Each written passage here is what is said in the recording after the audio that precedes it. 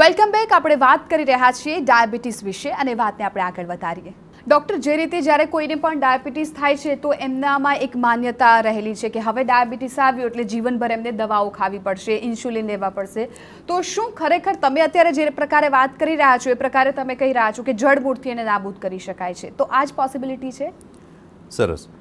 સૌથી પહેલાં આપણે એક સમજવાની જરૂર છે કે ટાઈપ 2 ડાયાબિટીસ જે છે, ટાઈપ 2 ડાયાબિટીસ આપણને એટલા માટે થાય છે કે આપણા શરીરની અંદર રેઝિસ્ટન્સનું પ્રમાણ વધે છે. આપણે એવું કહી શકીએ કે આપણા શરીરની અંદર ઇન્સ્યુલિનનું પ્રમાણ જે છે એ ઓછું થઈ ગયું છે એટલે ટાઈપ 2 ડાયાબિટીસ થયો છે એવું કારણ બહુ ઓછા પ્રમાણમાં દેખાય છે. મેજોરિટી વધારે પ્રમાણમાં તો આપણા શરીરની અંદર ઇન્સ્યુલિન જે છે એનું રેઝિસ્ટન્સ હોય છે. એટલે જે આપણું શરીર ઇન્સ્યુલિન બનાવે છે એનો વપરાશ શરીર નથી કરી શકતું અને વપરાશ નહીં થવાના લીધે શુગર જે છે શરીર પચાવ્યા વગરની પડી રહે છે લોહીની અંદર. તો બીજા રીતના કદાચ સમજવાનો પ્રયત્ન કરીએ તો જ્યારે ડાયાબિટીસ આપણે આવે છે તો ઓલમોસ્ટ 40, 45, 50 કે 55માં વર્ષે ડાયાબિટીસ આપણે દેખાતો હોય છે, ટાઈપ 2 ડાયાબિટીસ. તો આ 45, 50 વર્ષ દરમિયાન જ્યારે ડાયાબિટીસ આપણે દેખાય છે તો એક સિમ્પલ લોજિક એવું લગાડીને આપણે વિચારી શકાય કે આ ડાયાબિટીસ આપણે ઉંમરના 20, 15, 20 વર્ષ કે 25 વર્ષથી લઈને 45, 40 વર્ષ સુધી કેમ નહીં હતો?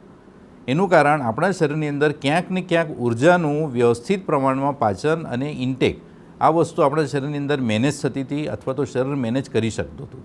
પણ 40, 45, 50 વર્ષ પછી આ મેનેજમેન્ટ જે છે ક્યાંક ને ક્યાંક ખોરવાવા માંડ્યું અને એ ખોરવાનું કારણ ક્યાંક ને ક્યાંક આપણી લાઈફસ્ટાઈલ છે. આપણે જે ઇન્કમ છે અને જે ખર્ચ છે એ ક્યાંક આપણે સમજી નથી શક્યા. આપણા શરીર માટે કેટલા પ્રમાણમાં કઈ વસ્તુની જરૂર છે એ આપણે અન્ડરસ્ટેન્ડિંગ નહીં હોવાના લીધે ક્યાંક ને ક્યાંક આ ઇક્વેશન ખોરવાવા માંડ્યું અને ધીમે રહીને આપણે ડાયાબિટીસ દેખાવા માંડ્યું છે.